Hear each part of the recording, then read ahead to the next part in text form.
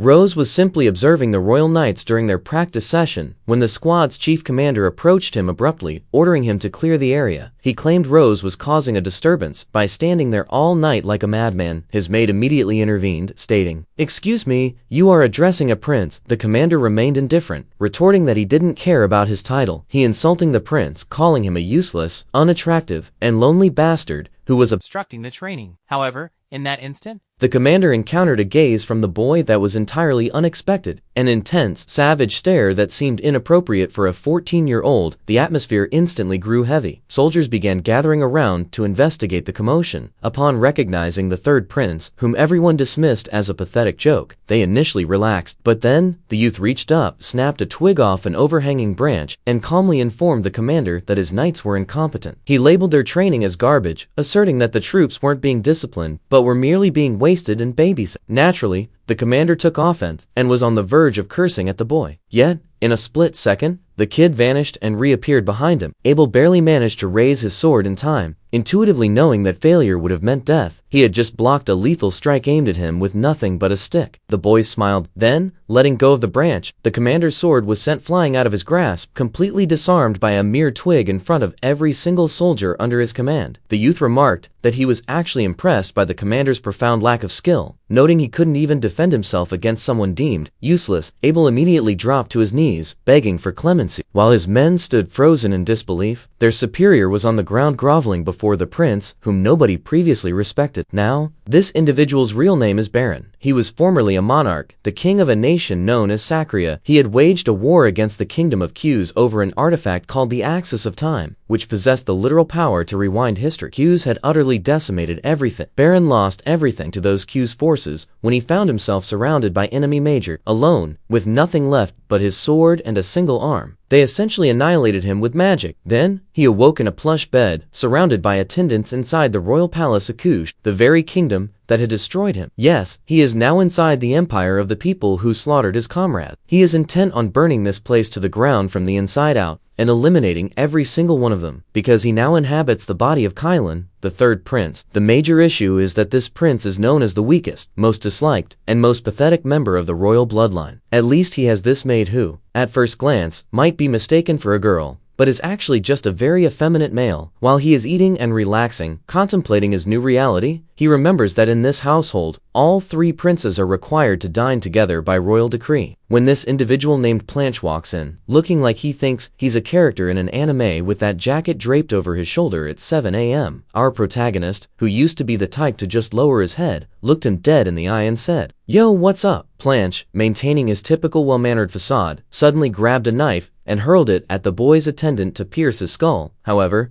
Baron just caught it mid-air effortlessly. He walked over to Planche's side and warned him, "Careful. Next time it might end up in your face." Planche was utterly stunned, having just been humiliated by the person considered the trashiest in the palace. However, things are not going that smoothly because a significant problem almost arose. When the knife was thrown, he nearly employed aura. Out of pure instinct, the reflexes of an orc warrior who had spent his entire existence on a battlefield almost exposed his true nature in the dining hall. But then he perceived something unexpected, a sharp pain in his chest. It wasn't from the knife, but from within. Upon checking, what he discovered altered everything. He found 3 mana circles surrounding his heart. This body isn't just that of some weakling prince, it's the body of a mage. Having 3 circles already formed indicates serious innate talent, but it's also virtually a curse. Baron spent his whole life wielding heavy sword, and now he is forced to cast magical spells, which presents a challenge because every time he attempts to utilize mana, he feels as though his chest is being crushed. His body is rapidly losing mass. He can scarcely run 3 laps around the palace lake without nearly collapse. He experiences random nosebleeds. The royal tailor, who measures him regularly, notes that he is getting thinner with each visit. A body possessing 3 mana circle and the royal dragon bloodline blessing should be constantly self-healing and growing stronger, not deteriorating. This degradation is occurring because the boy is being systematically poisoned, and it is not a small quantity. Whatever is in his system is potent enough that, were it not for the dragon bloodline constantly neutralizing it 24/7, he would already be deceased. This is not some random, isolated assassination attempt. Someone has been poisoning him day in and day out. But who? Baron reflects that in the original timeline, this boy died at age 15. The official story was that he attempted to poison the queen, and then took his own life. What if that narrative was always a fabrication. Speaking of suspect, it was at that moment that our protagonist sensed someone approaching, literal bloodhound behavior. This is Sis, the current queen. Based on her eye color, she must be his stepmother, and she certainly fits that niche perfectly with her appearance. Naturally, she approaches the boy directly, remarking that lately he is looking very grown and healthy. Baron drops a line on her stating, "I haven't grown much. You will see how much more I can grow in the future." Words that caused the atmosphere to become intensely heavy. The Viscount commented that he barely recognized the prince since he usually didn't even show his face, adding that he had definitely become a very tall young man. That was when the queen abruptly cut him off. Who would have thought? The Viscount truly is a sycophant. Just like the rumors indicated, the queen inquired why Blanche hadn't informed her about the horse that refuses to obey him at all, suggesting it would have been good if he had reported it. However, Blanche retorted that she already knew, stating he had lost control of the reins, and added that the horse was useless. He immediately rose and left the table, leaving his infuriated mother. 3 weeks later, it was time for the king's birthday celebration. The king, who is essentially his wife, Stormhead. Like everything else in that palace, the common people are enthusiastic about the festivities, and everyone wishes to see the princess. While they were preparing the youth, the tailor became genuinely alarmed. Blood began flowing from Kylan's nose. All the servants panicked over this sudden hemorrhage. The butler requested compresses to help. The prince claimed it was nothing, asserting he had just been sleeping poorly, but since the tailor measures him frequently, he stated the boy had lost even more weight. Kylan tried to shift the subject, claiming he had been exercising excessively, and that was why his weight had dropped so much. As soon as the tailor departed, the butler quietly inquired if today was the day. Regardless of what happened, before rumors regarding Kylan's health proliferate, he needs to meet with a specific person named Ellen. Due to delays in the king's schedule, he will have to see his sons one by one. The youth has no time to waste and wishes his father would just address everyone simultaneously. A private meeting was not what he had anticipated. King Roma is reading documents when the prince announces himself, but the king acts as if he didn't even notice, completely ignoring him. That is unbelievably discourteous, Kion thought, until the king finally told him to sit. The king asked generic questions and remarked that his son looked fine. Suddenly, it all made sense to Kion. Now he understands why the king wants to see his sons alone. This way, he actually saves time because he doesn't have to genuinely converse or inquire about anything. What a complete mess of a family. A father who is indifferent, and apathetic brothers. A wonderful place. Blanche just arrived and is already intoxicated, displaying zero manners. The individual most interested in that meeting is the queen, who possesses enough power to keep her own husband under her thumb. And in the midst of all these people, someone wants the prince dead. It is time for him to deduce who the killer is. Because of the celebration, the prince appeared before everyone looking like a different person. His mere presence is already eclipsing Prince Blanche, who is just a drunkard. The nobles are discussing it, initiating rumors. Kion finally entered the hall, leaving all those background nobles deeply impressed. The rumors are accurate. The black-haired, red-eyed prince, who resembles Sustanian. He cut his hair, his face is fully visible, and he is even wearing a crimson brooch. It is a quiet statement that he is done hiding. The butler approached him to ask something, wanting to know why everyone was staring, even thinking it might be because the prince was dressed so well. Kion knows those jewels are attracting attention. It was all the tailor's doing. The butler's family is also from Q's, but from a small inland town. The prince inquired if they had come to the capital, and the butler replied they would require an invitation. Since the prince got too personal, it looked like the butler was on the verge of snapping, but he tried to change the subject. The prince is waiting for the perfect moment, because there is someone there he wants to meet. He asked if the butler knows why that place is called Siegfried Hall. It was named after the first patriarch of that surname, one of the great heroes. They have been loyal to the royal family for 500 years, defending that territory. In his past life, the prince enjoyed hearing that story, and the person he wants to meet is in the middle of that hall, Duke Siegfried, who appears incredibly powerful, a man of long, loyal tradition. Those are the kind of people the prince respects. Using a small amount of mana, he tried to see if the man was sharp, and he got noticed immediately. The test went exactly as anticipated. The butler realized the duke was looking at the prince. He is one of the 5 great sword masters on the continent. For now,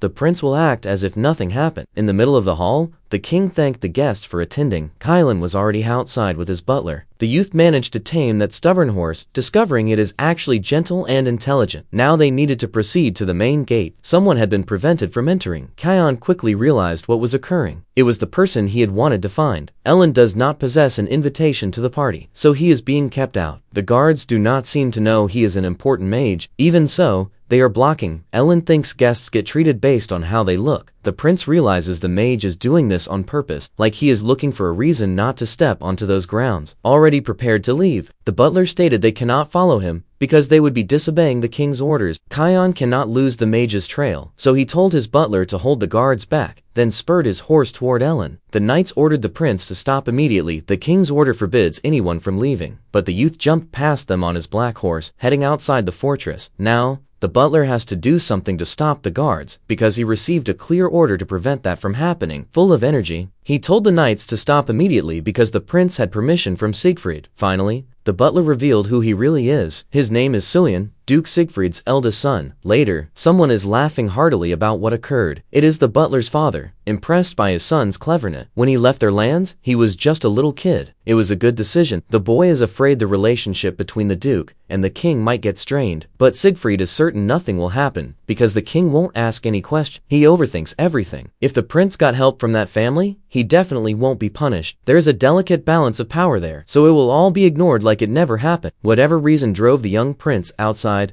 Ellen noticed he was being followed like he was about to get criticized. So, he asked what the third prince of Q's was doing, chasing after him. Kylan already knew that once he reached the 7th circle, aging slows down. The youth remarked that it was late, and asked if the mage was really leaving. The mage stated that when he tried to open that door, there was a huge barrier. That irritated Kion a little because the mage didn't even seem that interested in staying. Kion claimed he tried the wrong door, because there was already a place open for him. The mage realized he was being called out and, instead of listening to excuses, he saw he was dealing with a very sharp prince, someone who doesn't seem like he is only 14. That was when the mage noticed some. He stepped closer, genuinely worried. The moment he touched the prince's hand, energy started to rise, making the prince feel a sharp pain in his chest. The mage's mana flowed through the prince's body. The contact got so intense that Kion had to pull away. The mage stated that even with doors shut, you cannot completely block the wind. The youth's condition had been exposed to this master. Kion said there is a limit to how much mana he can use, but that isn't his real problem. The question is whether the mage has already figured it out. Ellen kept looking at him with interest. Even though they are dragon descendants, Q's looks down on Major, and Ellen's presence had been completely ignored. But now, he believes fate brought him to this boy. So he asked why the prince wanted to meet him. Kylan knows he cannot lie now, or he will be found out. Very politely, he said he wanted to talk because he believes his life will be in danger soon. The third prince is hated by everyone. His existence is surrounded by enemies. Ellen put a barrier around the two of them that blocked all sound, and he did it without any chant at all. Thinking it over,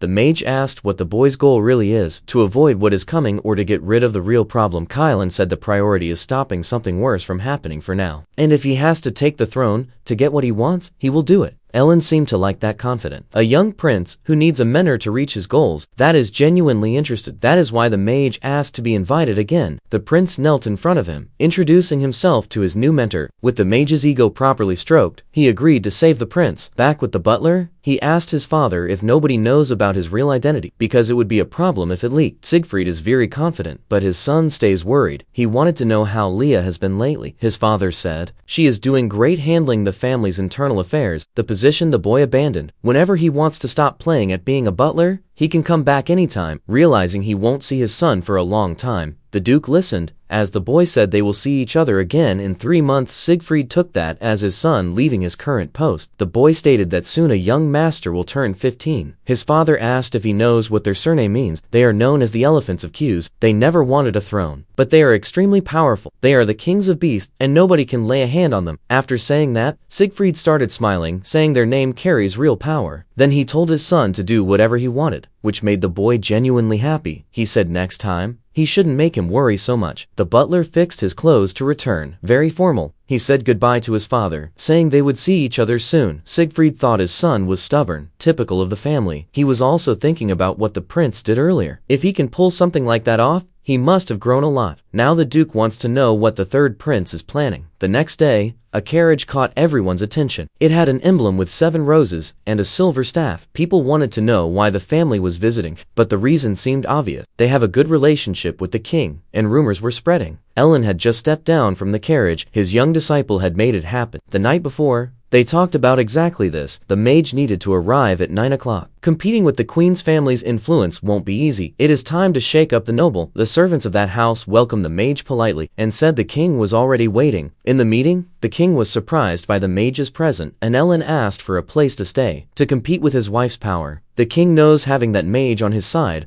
would be very useful. It is surprising he showed up there first, and it made the king suspicious. The mage stated that the night before he found a small black cat with red eyes. He realized it was very smart and decided to teach it a few things, but he still didn't have anywhere to stay. The king asked what he was going to teach, and the answer couldn't be more obvious: magic. But the environment also needs to help that little cat improve, so the owner of those lands needs to contribute too. A bit uneasy, the king asked if the mage can really do that. Kion will be his disciple. Nobody can stop it. The king decided to cooperate. That place is already a mess. One more thing won't make it worse. Still, the king was intrigued because he heard the third son had nothing special about him. That surprised the mage. Even the boy's health condition is unusual because it is hard to find the cause. To make it worse, the king only talks about things he has heard, like he doesn't even know his own son. So the mage asked if the father knows the young prince's height, something basic. From the king's silence, the mage immediately realized he couldn't answer. Then he told him, attention can be poison, and indifference can be medicine. But in this case, saying you are busy is just an excuse. The king got irritated, but decided to let it go since the mage still doesn't know how to behave. As the boy's mentor, he said, it is ridiculous to have to explain this, but he cares a lot about the young prince, insisting he is exceptionally special. Just as their conversation was about to be interrupted, a magical barrier was summoned. Ellen told the king to pay attention. The boy looked sick. Even the clothes he put on had been urgently altered since he lost weight. He can barely get himself up when he wakes. If the king keeps doing nothing but watch, he is going to lose that something he claims is so precious. It is almost lunchtime, and the young prince still hasn't left his room to eat breakfast. The butler said he would handle it for him and bring some tea. Our protagonist stays in bed in a lot of pain, even while he is watching that. The butler figured the day before must have been exhausted. That was when the maid showed up and saw the presents threw the butler off. But then, he was completely terrified when Ellen appeared out of nowhere. Soyeon tried to stop the mage from getting closer. He told him to give our protagonist some time, because his health was fragile, but the mage recognized that boy right away. They had met a few years earlier, and he knew he was looking at the baby elephant. Looks like some people know who the butler's father is. The butler swore his disguise was perfect, but he still got found out. Our protagonist finally woke up,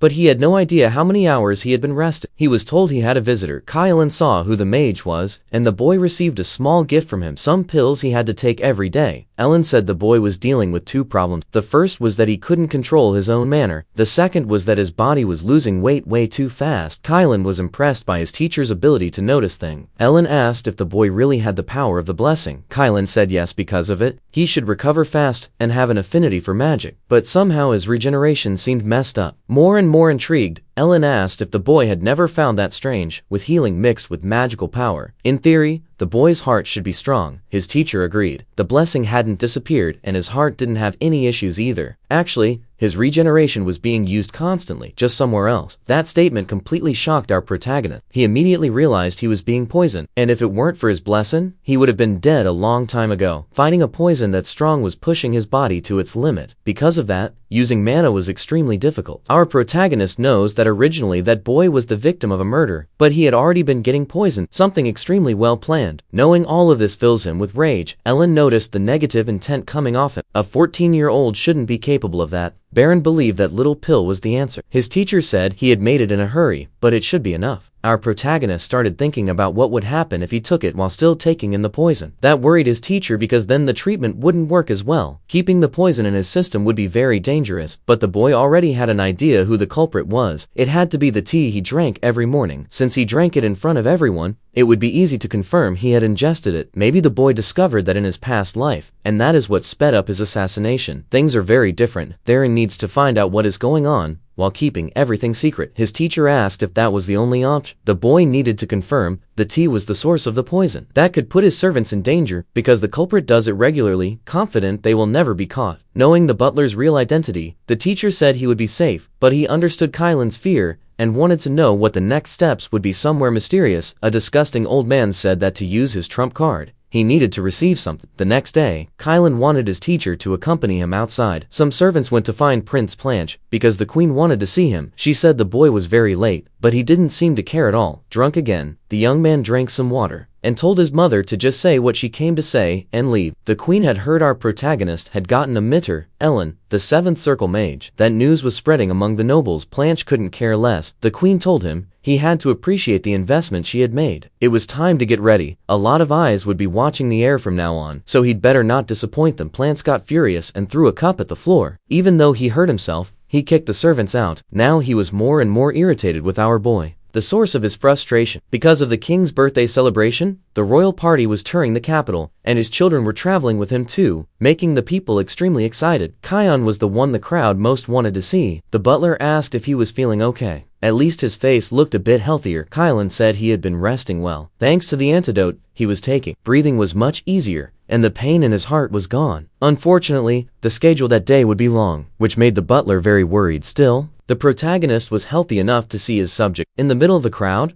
a man tried to hide. Our protagonist noticed those mysterious figures. He would never forget them. They were people from his past life, that night, who sacrificed themselves to protect Akiri, but a hooded man disappeared into the crowd. Our protagonist tried to follow on horseback, but the butler stopped. Kion tried to explain that he needed to go after them, but they were already gone, and it would look terrible to abandon the caravan at moment. One thing he was sure of, he would meet his friend again. At the end of the route, a noble welcomed the king and his family. He said he had prepared a performance to celebrate their arrival. Baron Melier, the one responsible for organizing this outing, and all the stress our boy had felt. In his past life, a horseback outing was organized by that baron, and one of the king's sons got hurt, which led to Melier being hanged. It is a shame because he seems like a pretty polite background character. The hall was already prepared to receive the guests. Our boy had already spotted the chandelier that was going to fall for an event held for the king himself. It was weird that the knights hadn't checked the safety, but thinking about the commander, Kylan realized he shouldn't expect much from them. He decided he would give that background character a chance to live. When the baron approached him, Kylan said he was worried about that chandelier and ordered it to be inspected. Obviously, that message left the noble totally confused. The horse performance was happening in the arena. The noble was like a kid sitting beside the king. He didn't want to miss this chance for anything, but then he noticed our protagonist's expression and started thinking he really should have checked the ceiling. When he inspected the place, the baron found a badly worn rope. If it weren't for the young prince's warning, something terrible could have happened. But he had been warned about what was going to happen. Like our protagonist knew the future, Kylan noticed the noble acted very wisely. The question was why. The queen's family had guards in that area enough to cause a huge commotion. That more alcoholic prince said the noble didn't know his place. The performance continued in the arena. Looking at our protagonist, the drunk prince said he was disgusted by his bloodline. Everyone there heard it, and it only made our protagonist more motivated because he never thought the crazy king from his other life would turn out to be such a useless person. It was time to find out how far the queen would go in this situation. She didn't like what happened either because she had already warned her son not to be stupid. Only then, after looking at her own son, did she understand he had done it on purpose. But that day was special. Many nobles were present. It was time to make a decision. The show for the nobles finally ended. The accident that should have happened was prevented. The queen stayed very quiet, like she hadn't planned anything at all. Maybe that accident really wasn't part of her conspiracy. That had been debated in his past life too. It could have been driven by outside forces. It seemed designed to be discovered. A direct attack on royalty. The queen's family benefited the most from the fallout. As they left, our protagonist asked the butler where the baron's wealth came from. He learned the man had a diamond mine. If the baron was removed from the board, the queen's family would thrive in that market too. Our protagonist was putting the pieces together, but he decided to watch a little longer. He thought about pressuring the baron a bit since our boy had saved his life. So,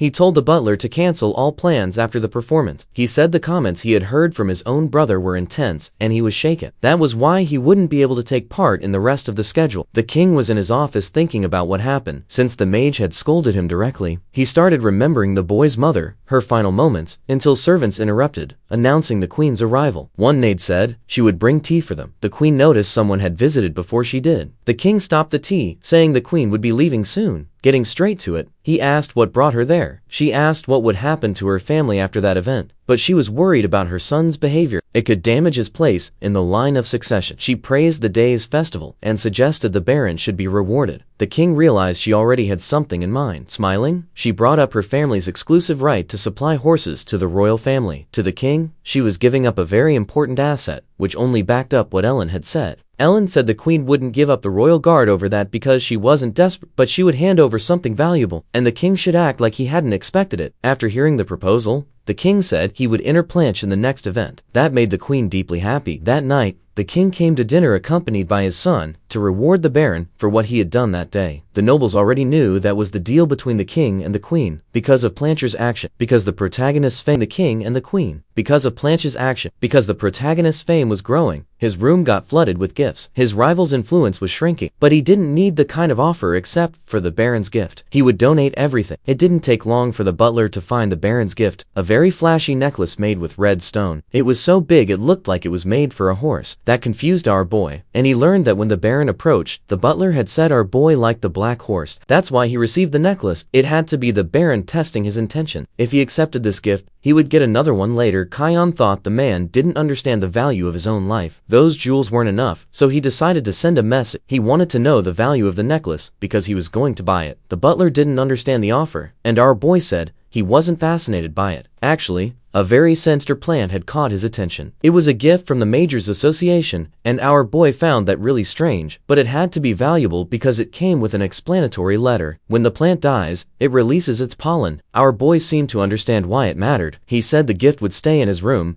because he had a very interesting idea he wanted to try. Later, he deliberately spilled the tea and pretended he had burnt his hand. The butler asked some maids to clean it up. Some of the tea spilled onto the plant, which made the butler worry the plant might be affected by the tea. The protagonist said it was fine. It's not like the tea was poisoned. Way too specific of a comment, and it scared the maid. With his teacher beside him, our boy thanked him for the help he had been getting. Thanks to the antidote's effect, Ellen noticed our protagonist looked much healthier and much happier. Ellen also wanted to take a walk like that. It was the first time in a long while. Kion asked if the king had allowed it, but the king probably didn't even know what was going on since he was always busy. Our boy hurried out, leaving behind a very worried butler. The mage asked if he was still taking the medicine. Kion promised he was doing exactly what he had been told. The person delivering the poison was very worried since the plant had been used as bait. That surprised the mage because it was an interesting strategy. The gift our boy received had been used brilliantly. Now they needed to split up again. Since the protagonist wanted to do this alone, the Mages Association was on a nearby street. That's where the teacher would be ready to help him. Soon they would meet again once they did what needed to be done. Some blacksmiths were working hard. Our boy got a dagger to defend himself. It would be useful from now on if he was attacked. What he needed now was more information. In his past life, several agents were sent into the field for that purpose. Trained assassins got missions like that assigned through the King of Sacria. In his past life,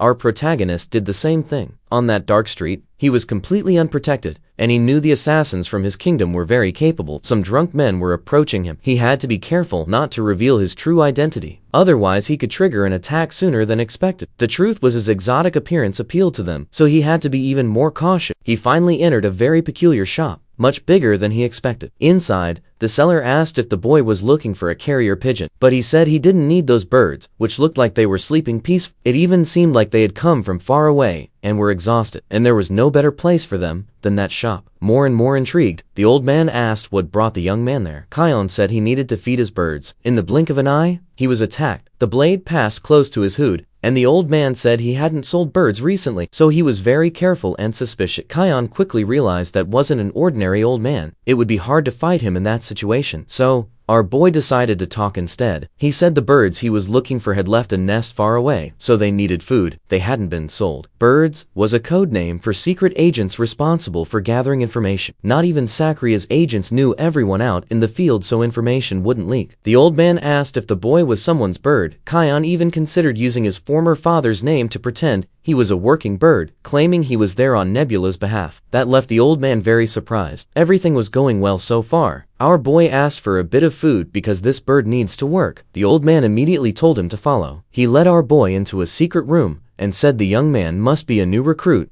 and that he should remember the old man's code name, White Eagle. Our protagonist said he was Red Swan. It was time for him to get the information. For each piece of information, he had to hand over an item, payment up front. Our boy didn't expect to be charged before even saying what he was looking for. It could be a trap, but the old man said the price was fixed. After paying, he got the information he wanted. Looking over that scroll, Red Swan started wondering if it was really correct, but based on what he had asked for, That was what the old man had to give him. Before leaving the shop, he was warned to be careful because that place is pretty cruel. Our protagonist agreed, thinking that nothing there was more dangerous than White Eagle himself. On the way back to the castle, our boy saw several hooded men. He needed to cross that bridge, but he was stopped. He asked what it meant. One of the men apologized and said he had to wait because the dead were making their final journey. Only then did he realize it was a funeral ritual. Our boy got off his horse to show respect. Funeral customs are very different in that nation. They place red flowers into the river so the dead won't lose their way. In his past life, they did it with white flowers placed on the grave. They bloomed at night, a sign that the dead would never meet the living. Our boy started thinking about it, whether in his past life anyone had mourned him, or whether time rewound before that happened. Maybe he was the dead person who had lost his own way. Someone thanked him for stopping out of respect. Now he could continue. Back on his horse, he pulled the hood away from his face and said he would say a prayer for that soul. And the man who had stopped him noticed his face. That man's companion saw he was distracted and asked why. Arson said he would remember the Princess Sakria very well, because that's what happened in his past life. Answering his companion, he said the young man seemed like a kind person. On his way, Kylan saw several signs with the name Sistanian and thought it was a bit over the top, especially since the last one looked like a bar. The stories from his past life about that city were true, about the followers of Sistanian. A bald man was going to take our boy somewhere more private, but Kion said